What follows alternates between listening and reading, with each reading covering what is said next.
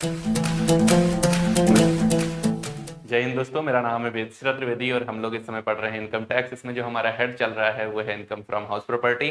इससे रिलेटेड मैंने आपको पिछले कई वीडियो प्रोवाइड करा रखे हैं जिनमें इसका इनकम फ्रॉम हाउस प्रॉपर्टी से रिलेटेड उसका ओवरव्यू कि कौन कौन सी इनकम यहाँ टैक्सेबल होती है, कौन सी नहीं होती है तो क्यों नहीं होती है, कैसे इंटरेस्ट ऑन लोन का डिडक्शन दिया जाता है और कैसे कैलकुलेशन किया जाता है सेल्फ ऑक्युपाइड हाउस का और वैकेंट हाउस का, कैसे सारी पूरी रूलिंग है वो सब कुछ मैंने आपको पिछले वीडियोस में प्रोवाइड करा रखा है।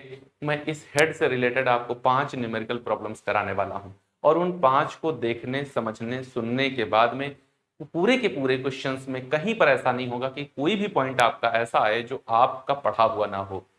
तो वो ये 5 वीडियो जो मैं आपको प्रोवाइड कराने वाला हूँ न्यूमेरिकल प्रॉब्लम से रिलेटेड, और इससे पहले जो कि मैंने 4 वीडियो आपको प्रोवाइड कराए हैं इनकम फ्रॉम हाउस प्रॉपर्टी से रिलेटेड, उसके ओवरव्यू और रूलिंग से रिलेटेड, वो 5, 4, 9 वीडियो अगर आपने देख लिए हैं इस हेड में तो फिर कोई क्वेश्चन आपसे गलत नहीं होने वाला है।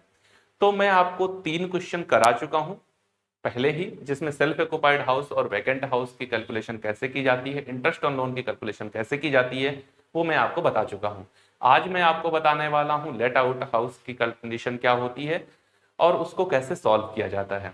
एक क्वेश्चन इसके बाद और कराऊंगा, उसके बाद में ये चैप्टर मेरी तरफ से समाप्त हो जाएगा। आपकी कोई प्रॉब्लम रहेगी तो मैं हमेशा की तरह हमेशा आपके साथ में हूं। आज का अपना क्वेश्चन स्टार्ट करें। इससे पहले यदि आपने हमारे चैनल को सब्सक्राइब नहीं किया हुआ है तो कर लीजिए, बेल आइकन को प्रेस कर लीजिए ताकि आने वाले वीडियोस का नोटिफिकेशन आपको आसानी के साथ मिल सके।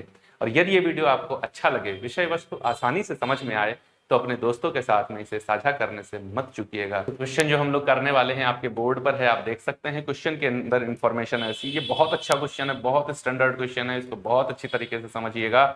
बहुत सारी कंडीशंस इस क्वेश्चन के अंदर हैं। क्वेश्चन है, डॉक्टर पीयूष त्रिवेदी जुलाई 2010 में एक बड़ा मकान बनवाया जिसका नगर पालिका मूल्यांकन 80,000 रुपए वार्षिक है, जबकि किराया नियंत्रण अधिनियम के अंतर्गत मानक किराया मतलब स्टैंडर्ड रेंट 90,000 रुपए वार्षिक है। यह मकान गत वर्ष में निम्न प्रकार उपयोग में आया।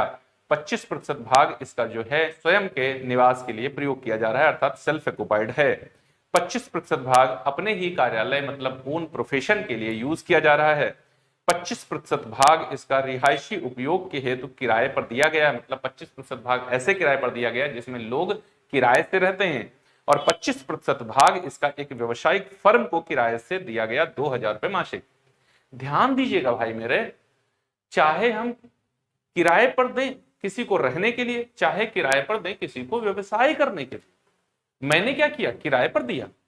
तो क्वेश्चन के अंदर 50% हाउस जो है वो किराए पर दिया गया है और 25% भाग सेल्फ ऑक्युपाइड है और 25% भाग इसका अपने ही प्रोफेशन के लिए यूज किया जा रहा है। फिर आगे चलिए, क्वेश्चन में कहा रहा है कि मकान संपत्ति के संबंध में अन्य जानकारी निम्न प्रकार है।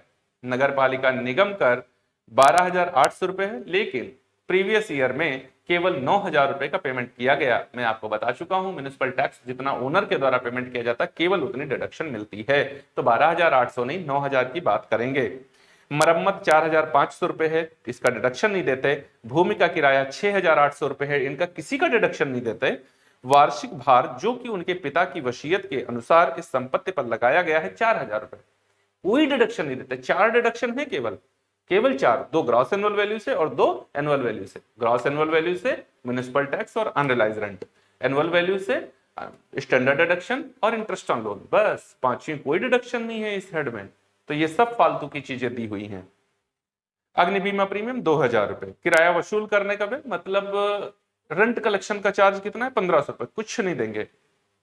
उसने मकान निर्माण के लिए गृह निर्माण मंडल से 12% वार्षिक ब्याज दर पर 2 लाख रुपए का ऋण लिया था, जिस पर गत वर्ष में देय ब्याज 24,000 रुपए था, जिसमें से 24,000 रुपए ब्याज चुकाया गया था। कोई फर्क नहीं पड़ता, पेड करो ना पेड करो, कोई फर्क नहीं पड़ता। अगर लोन अनपेड है तो interest on loan completely deductible है। आप पेड कर चुके हो ना पेड किए हो, छूट आपको मिलेगी। ओके, कर निर्धारण वर्ष 21-22 के लिए मकान संपत्ति से आय ज्ञात कीजिए। तो चलिए क्वेश्चन को सॉल्व करते हैं, देखते हैं कैसे सॉल्व किया जाएगा। तो भैया पहले कुछ वर्किंग नोट कर लेते हैं। वर्किंग नोट क्या करना है, वर्किंग नोट। क्वेश्चन के अंदर देखो क्या कहा गया है, 80,000 रुपए इसका नगर पालिका मूल्यांकन है। एमवी कितना है, 80,000 है। स्टैंडर्ड डिडक्शन कितना, स्टैंडर्ड रेंट कितना है, 90,000 रुपए है, ठीक है ना। MV 80,000 और FR है ही नहीं, कुछ नहीं है, तो ER क्या बनेगा, एक्सपेक्टेड रेंट क्या बनेगा, 80,000। एक्सपेक्टेड रेंट कितना है, 80,000, स्टैंडर्ड रेंट कितना है, 90,000। तो एक्सपेक्टेड रेंट स्टैंडर्ड रेंट से ज्यादा नहीं हो सकता, कम तो हो सकता है, यहाँ कम है तो कोई फर्क नहीं पड़ता। पूरे मकान का एक्सपेक्टेड रेंट कितना है, 80,000 रुपए है, तो 50% हाउस लेट आउट है, 2,000 रुपए महीने की किराए पर। बात क्लियर है। तो हम लोग देखेंगे अब जो MV हम यूज करेंगे वो कितनी होगी, तो 80,000 का आधा 40,000, ठीक है ना। तो एक्सपेक्टेड रेंट कितना होगा आधे मकान का, 40,000। बात क्लियर। आगे जब मैं एक्सपेक्टेड रेंट लिखूंगा चल के तो कितना होगा, 40,000। और एक्चुअल रेंट कितना होगा, एक्चुअल रेंट 4,000 रुपए मासिक किराए पर दिया है, 2,000 रुपए मासिक किराए पर दिए हैं दोनों इकाई, 25% हाउस और 25% हाउस, है ना। तो 25 और 25 मिला करके दोनों का 2,000 रुपए किराए के हिसाब से 4,000 रुपए मासिक किराया हो जाता है। और इसको 12 से मल्टीप्लाई कर दो तो ये कितना हो गया, 48,000 रुपया एक्चुअल रेंट हो गया। बात क्लियर। तो हमारा एक्सपेक्टेड रेंट कितना होगा, 40,000 और एक्चुअल रेंट कितना होगा, 48,000।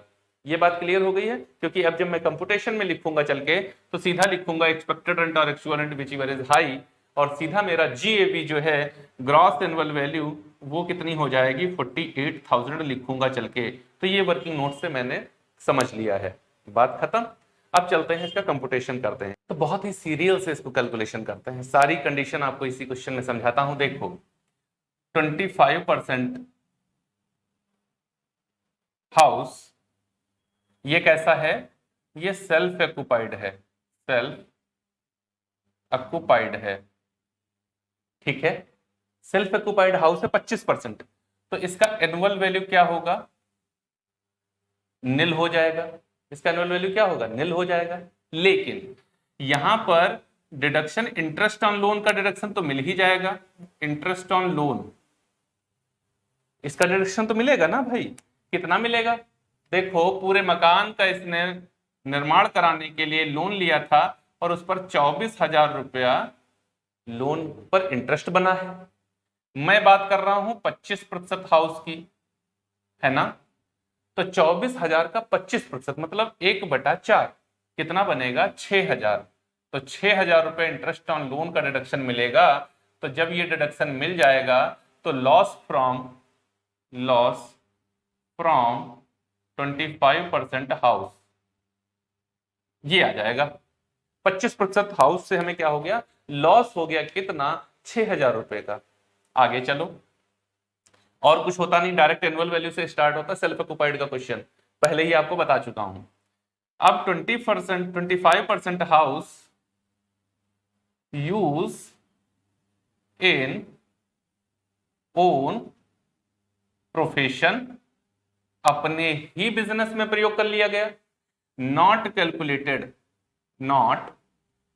Calculated under the head of house property, इसका हाउस प्रॉपर्टी में कैलकुलेशन नहीं किया जाता। ये बिजनेस एंड प्रोफेशन के हेड में जाकर के टैक्सेबल होगा या क्या होगा ये वहां पर पढ़ेंगे चल के, यहां नहीं इसको पढ़ा जाता, यहां इसको नहीं कैलकुलेट किया जाता। बात क्लियर है। अब चलते हैं, देखो 25% और 25% हाउस हो चुका, अब कितना बचा, 50% हाउस, जिसका वर्किंग नोट पीछे करके आया हूं। तो अब देखते हैं gross annual value of 50% house, 50% house, और ये कैसा है, लेट आउट, ये किराए पर दिया गया है। किराए पर दिया गया मकान का नियम क्या होता है, एक्सपेक्टेड रेंट अर्थात ER और AR which ever is high. Expected rent निकल के आया है 40,000 और एक्चुअल रेंट निकल के आया था 48,000, पीछे वर्किंग नोट में याद है ना। तो हमारा दोनों में कौन ज्यादा है, 48,000 ज्यादा है, इस वजह से मेरा ग्रॉस एनुअल वैल्यू कितना हो जाएगा, 48,000 हो जाएगा, 48,000 हो जाएगा। अब इसके आगे चले तो इसमें क्या करेंगे, म्युनिसिपल टैक्स का डिडक्शन देंगे। म्युनिसिपल टैक्स कितना पे किया? 9,000 रुपए। कितना था? 12,800 रुपए था, लेकिन पे नहीं किया। एक्चुअल पेमेंट कितना हुआ है प्रीवियस ईयर में? 9,000 रुपीज। जितना एक्चुअल पेमेंट किया जाता है केवल उतना डिडक्शन दिया जाता है और नहीं डिडक्टेबल होता है। तो 9,000 का डिडक्शन मिलेगा, लेकिन पूरे मकान का दिए हो ना म्युनिसिपल टैक्स इतना। हम कितने की बात कर रहे हैं? हम 50% की बात कर रहे हैं। यहाँ म्युनिसिपल टैक्स का डिडक्शन नहीं दिया जाता और यहाँ की कैलकुलेशन ही यहाँ नहीं की जाती। ये सब कुछ इस 25% हाउस का जितना भी जो कुछ है वो उठ करके बिजनेस एंड प्रोफेशन में चला जाएगा। तो आधे मकान की बात करो जिसको आपने लेट आउट किया है, तो इसका 50% कितना? 4,500। अब 48,000 माइनस 4,500 ये कितना बनेगा? तो 10 से 5 गया 5, 7 से 4 गया 3 और ये 43,500। 43,500 क्या होगा? ये एनुअल वैल्यू हो गई। एनुअल वैल्यू हो गई हाउस की। एनुअल वैल्यू में हम लोग देते हैं स्टैंडर्ड डिडक्शन। स्टैंडर्ड डिडक्शन कितनी देते हैं? Under section 24A at the rate 30% of annual value. Annual value का 30%। ध्यान रहे जिस फॉर्मेट में मैं आपको ये सॉल्व कर रहा हूं, क्वेश्चन करके बता रहा हूं, एग्जामिनेशन में आप इसी फॉर्मेट में ऐसे ही सॉल्व कीजिएगा, आपको पूरे नंबर मिलेंगे। क्वेश्चन को सीरियलाइज करना सीखो। क्वेश्चन लगाना देखो आड़ा तिरछा सारे लोग लगा लेते हैं कुछ ना कुछ करके, सीरियल से होगा आपको नंबर बेहतर मिलेंगे। चलिए तो इसका 30% निकालो। 1 0 और 1 0 हटा दो, ये कितना आएगा? 3 0 0, 3 5 15 के 5, 3 3 9 1 10 और 3 चक्कू 12 और 1 13। 13,050 रुपए। उसके बाद में दूसरी डिडक्शन मिलेगी interest on loan. Interest on loan under section 24B। देखो पूरे मकान के लिए 24,000 रुपए है। हम लोग बात कर रहे हैं यहां पर 50% हाउस की। 25 के ऊपर कर चुके, इसका 25 बता रहा हूं, सब कुछ बिजनेस एंड प्रोफेशन में जाएगा। तो 50% हाउस का कितना हुआ? 12,000 रुपए।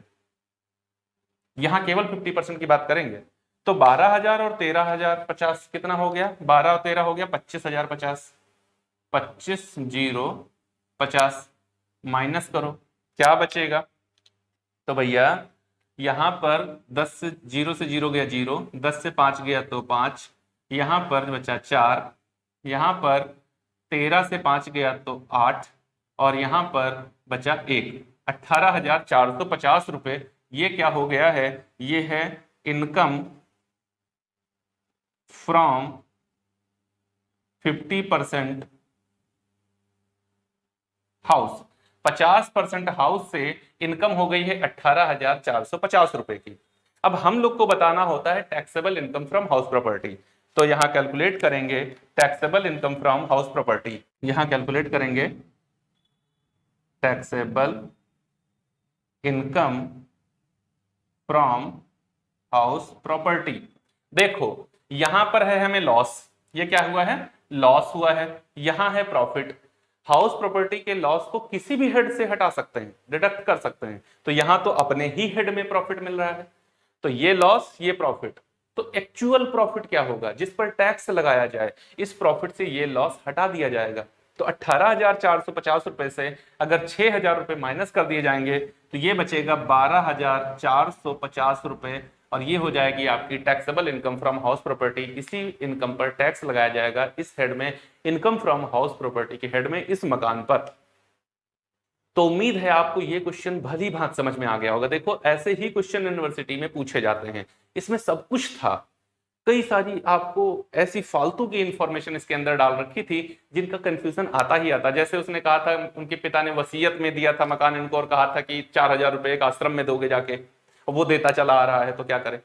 मन करता, दिल करने लगता कि अच्छा इसका डिडक्शन दे दो। वहां दिल की बात नहीं सुननी है, दिमाग की भी नहीं सुननी है, वहां जो रूल कह रहा है, जो रूलिंग है लॉ की, वो देखनी है। लॉ की रूलिंग कहती है हाउस प्रॉपर्टी में 5वीं कोई डिडक्शन नहीं देंगे, सिर्फ 4 डिडक्शन। हमने 4 दी हैं। देखो म्युनिसिपल टैक्स दिया, अनरियलाइज्ड रेंट है नहीं, स्टैंडर्ड डिडक्शन दिया और इंटरेस्ट ऑन लोन। इससे ज्यादा और कुछ नहीं दे सकते हम, क्योंकि लॉ नहीं कह रहा है आप दीजिए। वो जो फालतू के खर्चे जिनको मैं फालतू का खर्च कह रहा हूं उन्हीं सब के लिए तो स्टैंडर्ड डिडक्शन दी गई है 30% की, और काहे के लिए दी गई है? उन तमाम खर्चों की आप डिडक्शन अलग अलग न मांगे, उनकी डिडक्शन एक साथ हमसे ले लीजिए। वो 30% स्टैंडर्ड वैल्यू जो होती है, स्टैंडर्ड डिडक्शन, वो इसीलिए दी जाती है। तो उम्मीद है आपको भली भांति क्वेश्चन समझ में आ गया होगा। अगर ये क्वेश्चन आपको समझ में आया है, आसानी के साथ में समझ में आया है, तो इस क्वेश्चन को अपने दोस्तों के साथ में भी साझा करें। और अगर हमारा चैनल सब्सक्राइब नहीं किया हुआ है तो कर लीजिए, बेल आइकन को जरूर प्रेस कर लीजिए ताकि आने वाले वीडियोस का नोटिफिकेशन आपको आसानी के साथ मिल सके। हम लोग मिलेंगे अपने अगले वीडियो में एक नए क्वेश्चन के साथ।